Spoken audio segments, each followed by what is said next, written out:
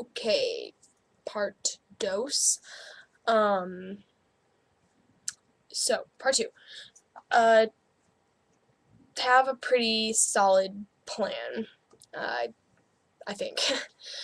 I'm just really hoping that it turns out like I want it to. But if it doesn't, at least I tried. I think that's what matters. So, uh, okay, I'm I'm emailing teachers tomorrow to ask them for permission to come and talk to their 7th and 8th grade classes on Tuesday, Wednesday, and Thursday, and I think probably Friday too. Which, it will just be like 20 minutes every day, so it won't be like a big deal. I would do Monday, but math stuff, so I can't. Okay, so the first day, I actually had it written down, and I probably put it somewhere else. But I was going to just do introductions and read Robert Frost's poem. But I'm thinking now that I want them to understand what's important in life, and it kind of ties in with the decision making thing. And actually, what was her name? Brene Brown's speech that we listened to today kind of helped me to think this all out a little. It's still a little bit, tentative, but okay, so what I'm going to have them do the first day is tell me things that are really important to them and things that, they feel like they couldn't live without, and, probably my expectation is that they will, probably say, oh, this game or this, maybe not, I don't know, but that's just what I'm guessing. So I'm just going to do a little activity where I have them write that on a piece of paper, and then I'm going to have them take out another piece of paper or whatever and have them write the name of one person that they love, like a mom or dad or something. And then I'm going to probably then I'm going to go around the room and I'm just going to say, crumple up your piece of paper with your thing your favorite thing on it. And what does that feel like, So, okay, so let me just do this right now, because that might make it easier. Okay. So 2 pieces of paper on one favorite thing. So I'm just going to say my phone. I don't know. And on the other, one person I could not stand to lose. Oh my gosh, I have 1,000 bajillion. But I'll just put Shane. That's my best friend. So, okay. I've got phone, Shane. So phone, I'm going to crumple up. And it's gone. And, okay, that sucks, all my planning stuff was in there, all my contacts, that's how I talk to people, but I'm okay with it. I can get a new phone, if I really need one. Not that I really need one, people live for hundreds and hundreds of years without them. Okay, so we get the point of that, right? Then you take the person that you don't want to lose. I crumple it up. Get rid of it. Oh my gosh, my best friend is gone, or my mom or grandma or whoever, and I'm never gonna get them back. I'm never gonna get the same person in my life, again. So which is more important? Okay, obviously the person.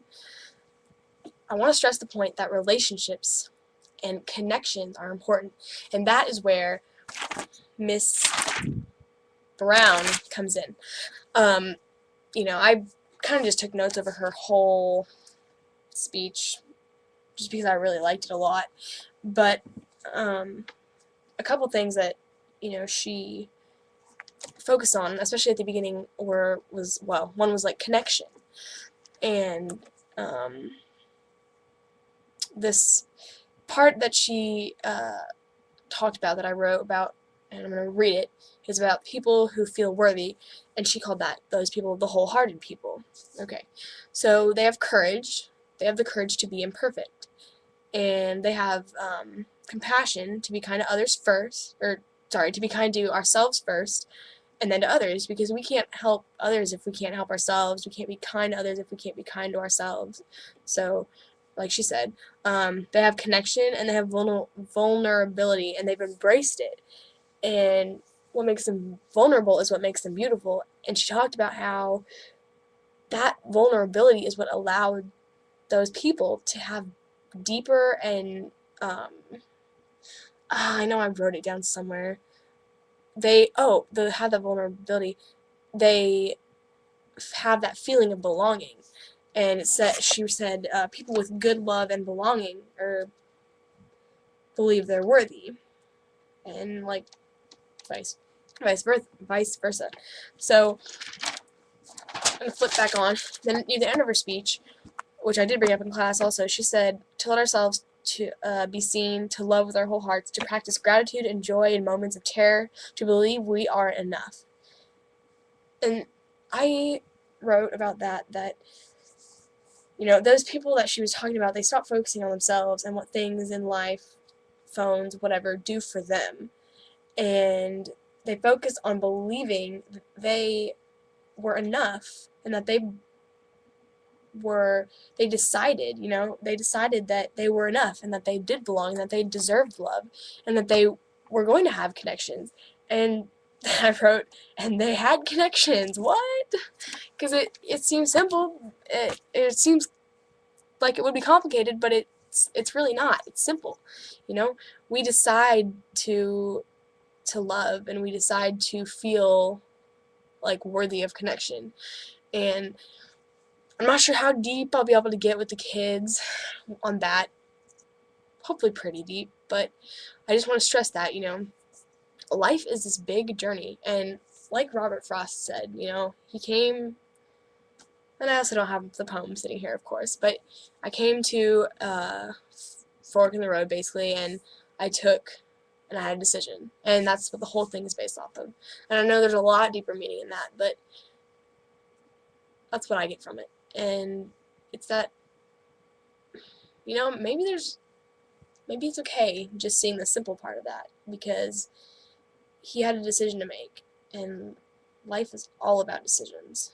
And if we can't grasp that concept, which is pretty simple, then it's hard to make good decisions that make life good. And I think I can speak for all of us when I say that we want to have a good life. So, I know I do. Okay, so, I just kind of rolled two things into one. And then I need to just talk about homelessness. And, the video that we watched. Oh my gosh, I forgot that lady's name. But, just real quick, took, a few notes on that.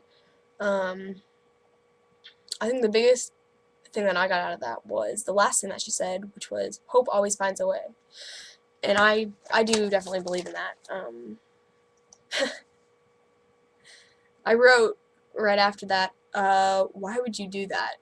Talking about her being homeless, or going off on an adventure. It made more sense after we talked about it in class, but, it made me think a lot about what I'm going to do, because I want to share that hope, but I feel like I don't have a voice in that kind of, with those people, I don't even know who they are. I don't know where they are. I don't know how I would find them. I don't know how I would reach them. So, that speech, and then the discussion we had in class after, made me just think, I just need to try a little bit harder. And I actually made a note here. I got an idea that I would come up with some kind of speech or little thing that I could say, at that library thing, which there is this thing at the library about a homeless event. I don't know. I gotta check into it. But then after that I wrote, I don't know, time is my enemy, I need more of it. And I wish I had so much more time just to focus on that, because I think that that could be a whole month-long project in and of itself. And I don't know. I want to spread hope, because I think hope is directly related to everything in life, kind of, you know. If we always feel down and stuff like that, and I understand, you know, like, whatever her name was saying about she spiraled into depression and she didn't know what to do, you know. And it's hard when we're in a bad situation to see hope. I mean, it's easy to see it after we're out of it. So if I can help people see it, you know, then I'll have accomplished what I want. So there we go. Hope this video uploads with no problem. Fingers crossed. And I think that's all I have.